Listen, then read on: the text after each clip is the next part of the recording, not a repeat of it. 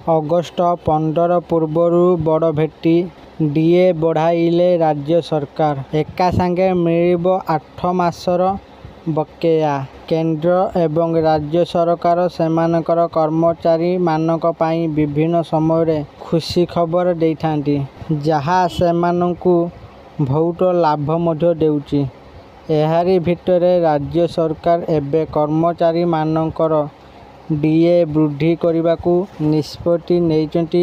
ଚାଲନ୍ତୁ ଆଜି ଆମେ ଏହି ପ୍ରସଙ୍ଗ ବିଷୟରେ ପୁରା ଡିଟେଲ୍ସରେ ଜାଣିବା ଏହି ଭିଡ଼ିଓ ମାଧ୍ୟମରେ। ତେଣୁ ଭିଡ଼ିଓକୁ ଆରମ୍ଭ କରିବା ପୂର୍ବରୁ ଆପଣ ସମସ୍ତଙ୍କୁ ଅନୁରୋଧ, ଯେଉଁମାନେ ଆମ ଚ୍ୟାନେଲକୁ ଏପର୍ଯ୍ୟନ୍ତ ସବସ୍କ୍ରାଇବ୍ କରିନାହାନ୍ତି, ଏବେ ହିଁ ଆମ ଚ୍ୟାନେଲକୁ ସବସ୍କ୍ରାଇବ୍ କରିଦିଅନ୍ତୁ। ଚାଲନ୍ତୁ ଡେରି ନ କରିକି ଭିଡ଼ିଓଟିକୁ ଆରମ୍ଭ କରିବା ଏବେ। କେନ୍ଦ୍ର ଏବଂ ରାଜ୍ୟ ସରକାର ସେମାନଙ୍କର କର୍ମଚାରୀମାନଙ୍କ ପାଇଁ ବିଭିନ୍ନ ସମୟରେ ଖୁସି ଖବର ଦେଇଥାନ୍ତି, ଯାହା ସେମାନଙ୍କୁ ବହୁତ ଲାଭ ମଧ୍ୟ ଦେଉଛି। ଏହାରି ଭିତରେ ରାଜ୍ୟ ସରକାର ଏବେ କର୍ମଚାରୀମାନଙ୍କର ଡିଏ ବୃଦ୍ଧି କରିବାକୁ ନିଷ୍ପତ୍ତି ନେଇଛନ୍ତି।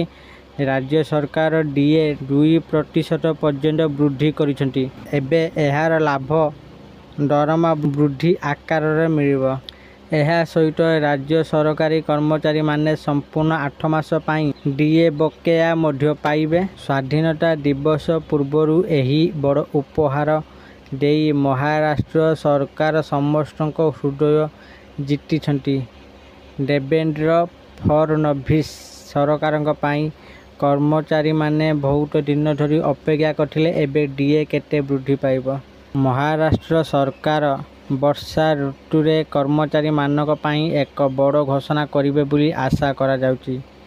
2% ବୃଦ୍ଧି ପରେ ରାଜ୍ୟ କର୍ମଚାରୀଙ୍କ ଡିଏ ଏବେ 55% ହେବ।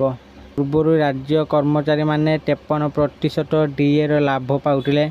ରାଜ୍ୟ ସରକାରଙ୍କ ସହିତ ଅର୍ଦ୍ଧ ସରକାରୀ ସେବାରେ କାର୍ଯ୍ୟ କରୁଥିବା ଅଧିକାରୀ, କର୍ମଚାରୀ, ଅନ୍ୟାନ୍ୟ ଯୋଗ୍ୟ ଅଧିକାରୀ ଏବଂ ରାଜ୍ୟ ପେନ୍ସନଧାରୀ ଅଧିକାରୀଙ୍କ ସହିତ ବର୍ଦ୍ଧିତ ଡିଏର ଲାଭ ପାଇବେ, ଯାହା ଏକ ଭଲ ଖବର। ସବୁଠାରୁ ଗୁରୁତ୍ୱପୂର୍ଣ୍ଣ କଥା ହେଉଛି ମହଙ୍ଗା ଭତ୍ତାର ଏହି ହାର 1 ଜାନୁଆରୀ 2025ରୁ କାର୍ଯ୍ୟକାରୀ ହେବ।